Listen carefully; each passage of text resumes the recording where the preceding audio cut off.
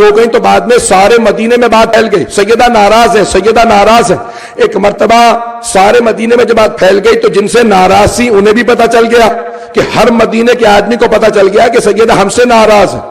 ان دونوں نے جناب امیر سے کہا یا علی ہم سیدہ سے ایک مرتبہ ملنا چاہتے ہیں۔ مولا نے کہا نہیں میں اجازت نہیں دیتا، کہا بس ایک مرتبہ ہم بات کرنا چاہتے ہیں، مدینے کا ہر آدمی جہاں ہم جاتے ہیں سننے میں آتا ہے کہ سیدہ ناراض ہے۔ جناب امیر گھر آئے، مساجد پہ نہیں آیا، آئے گھر، اور آنے کے بعد جناب سیدہ سے کہا شیخین آئے ہیں دروازے پہ کہ آپ سے ملنا چاہتے ہیں۔ مولا نے جیسی جناب خاتون جنت سے کہا میں ان کی شکلیں نہیں دیکھنا چاہتی۔ ایک مرتبہ جناب امیر نے کہا میں زبان دے چکا ہوں، کہا کہ ٹھیک ہے پردہ لگا دیجئے، میں پردے کے اس طرف بیٹھوں گی، وہ پشت پہ آ کے کھڑے ہو کے اگر کوئی بات کہنا چاہتے ہیں کہہ دے۔ دروازے پہ کھڑے ہو کے ان میں سے ایک نے آواز دے کے کہا السلام علیکم یا ابنۃ رسول اللہ، اے اللہ کے رسول کی بیٹی آپ پہ سلام ہو۔ بی بی نے جواب نہیں دیا۔ مسلمان کہتے ہیں بی بی نے جواب نہیں دیا، بھئی سلام کرنا مستحب ہے، سنت نبی ہے، جواب دینا واجب ہے۔ اگر مسلمان سلام کرے تو جواب دینا واجب۔ تمام مسلمانوں سے کہو سروں پہ قرآن رکھ کے کہہ سکتے ہو تو کہو یا سیدہ مسئلہ نہیں جانتی تھی یا آنے والے کو مسلمان نہیں مانتی تھی۔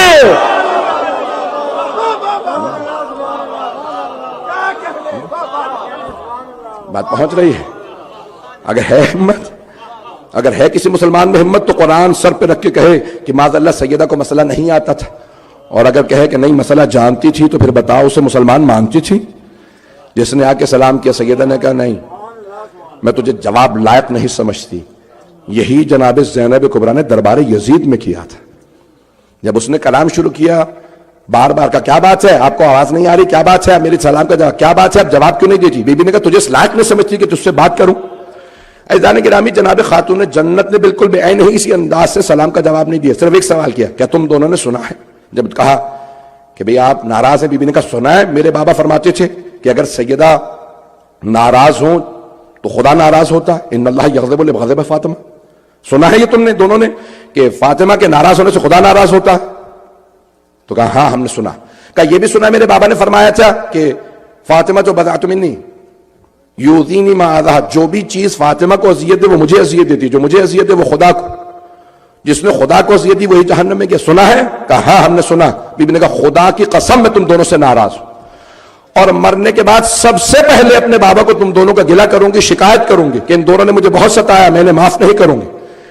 عزیزان گرامی یہ خاتون جنت کے الفاظ، میں جانتا ہوں میں نے بہت سخت باتیں کہہ دی ہیں، لیکن عزیزان گرامی یہ خطبہ جہاں سے جناب سیدہ شروع کر رہی ہیں، اگر سنیں گے تو میں آگے بڑھوں گا، اگر کہیں گے تو میں موضوع بدل دیتا ہوں، دل آزادی تو نہیں ہو رہی، کوئی پریشان تو نہیں ہو رہا، اگر کہیں گے تو میں آگے بڑھوں، اگر چاہتے ہیں میں آگے بڑھوں تو باواز بلند صلوات۔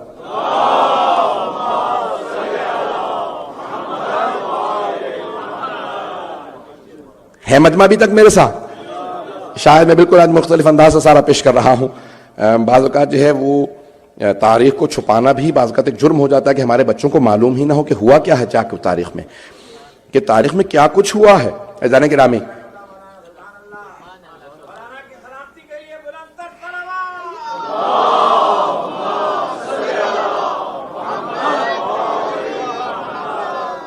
چلتے رہیں گے۔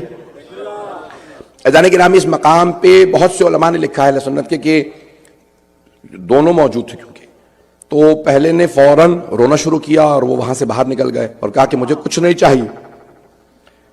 سیدہ ناراض ہو گئی، دوسرے نے جا کے کہا کہ لوگوں کو مت بتانا کہ کیا ہوا ہے اور اس معاملے کو یہیں پہ دبا دو اور عورتوں کی باتوں میں مت آنا اور چھوڑ دو اس معاملے کو۔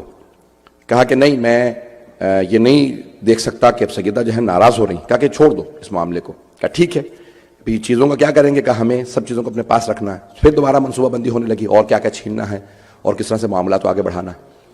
میں سخت جملے کہہ رہا ہوں، میں جانتا ہوں، لیکن میں تاریخ پیش کرنے پہ مجبور ہوں۔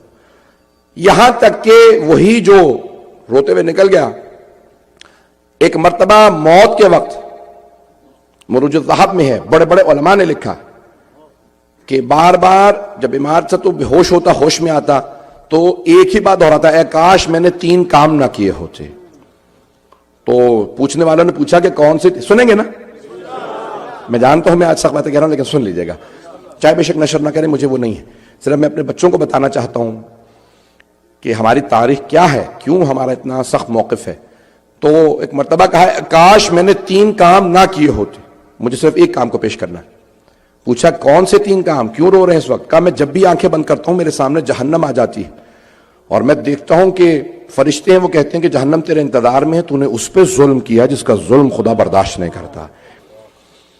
کہا کاش میں نے 3 کام نہ کیے ہوتے۔ کہا کون سے 3 کام؟ کہا کاش میں فاطمہ کے دروازے پہ آگ نہ لے جاتا، میں در سیدہ پہ آگ لے کے نہ گیا ہوتا، اے کاش میں نے دروازے کو آگ نہ لگائی ہوتی، یہ آگ میرے لیے جہنم کی آگ کا سبب بن گئی ہے۔ کیوں؟ اب نظر آ رہا ہے سب کچھ۔